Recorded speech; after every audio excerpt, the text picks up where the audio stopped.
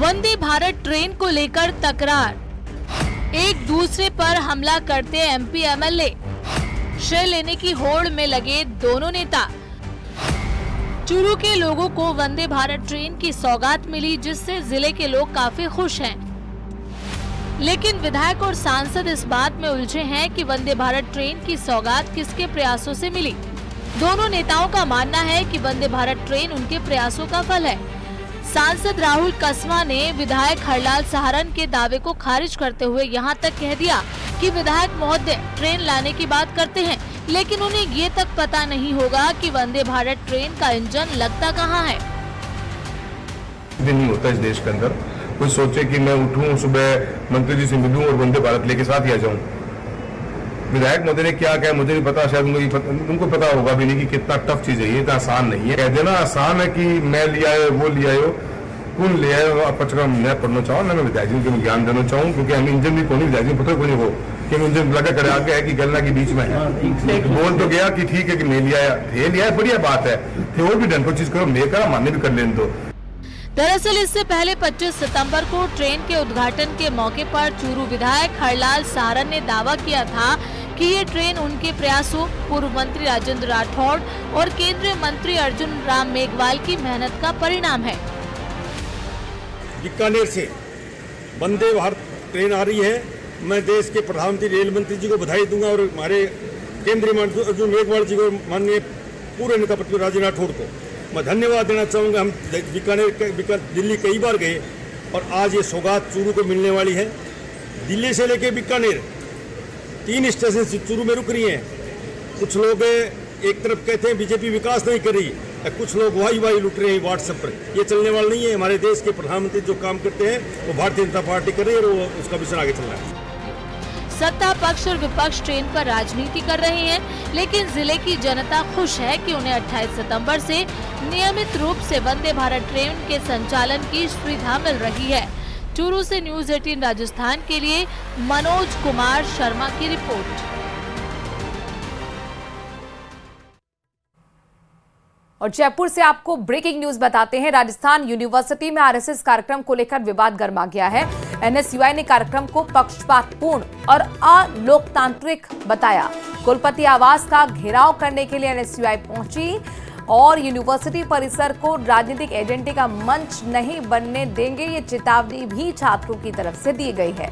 Jaipur university परिसर में बड़ी हलचल और ऐसे में सुरक्षा को भी कड़ा कर दिया गया है।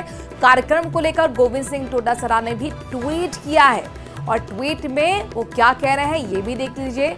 विश्वविद्यालय में आरएसएस कार्यक्रम की अनुमति क्यों दी गई? कार्यक्रमों से छात्रों की पढ़ाई प्रभावित होगी। आरएसएस को 1978 का साल याद होना चाहिए, ये डोटासरा अपने ट्वीट में कहते हुए।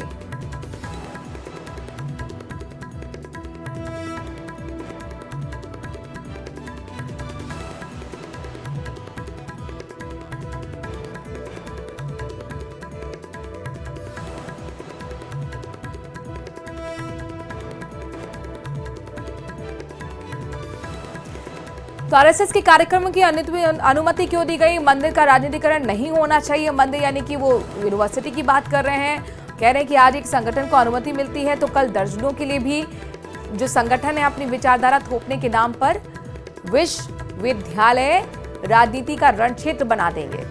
इससे शिक्षा और साथ ही छात्रों की पढ़ाई भी प्रभावित होगी। आरएसएस को ये भी याद रहना चाहिए। तो 1978 के साल को वो याद दिला रहे हैं। कह रहे हैं कि जब उनकी ऐसी ही हरकतों की वजह से छात्रों ने पुरजोर विरोध किया और उन्हें परिसर छोड़कर भागना पड़ा। तो कुल मिलाकर आरएसएस पर हमलावर हैं गोविंद सिंह डोटासरा और ट्वीट के जरिए उन्होंने निशाना साधा है। और अब बात करते हैं मौसम के यू टर्न की। दरअसल धौलपुर से खबर है जहां पर अचानक मौसम का मिजाज बदल गया। झमाझम बारिश ने लोगों को चिलचिलाती गर्मी से राहत दी है। बारिश के साथ ही बह रही ठंडी हवाओं से मौसम सुहावना हो गया। हालांकि तेज बरसात से कई जगह सड़कों पर पानी भी भर गया।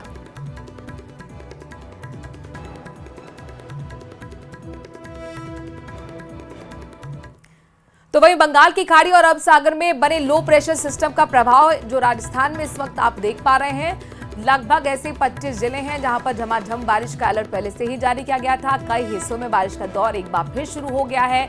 आज सुबह कोटपुतली से लेकर झुंझुनू, सीकर और नागौर में भी झमाझम बारिश देखने को मिली है। जहां इन हिस्सों में बारिश से मौसम सुहाना हुआ तो वहीं मुश्किलें किसानों की बढ़ गई हैं। फसल कटाई कर रहे किसानों के लिए चिंता का विषय जरूर है। पिछले कई दिनों से राजस्थान में 902 आपको बता दें कि अभी हाल के कुछ दिनों में अगर हम बात करते तो मानसून कमजोर पड़ गया था, लेकिन अब बंगाल की खाड़ी से आने वाली नमी और ऊपरी हवाओं के कारण मौसम सक्रिय हो गया है, यानी कि एक बार फिर मानसून एक्टिव हो गया है।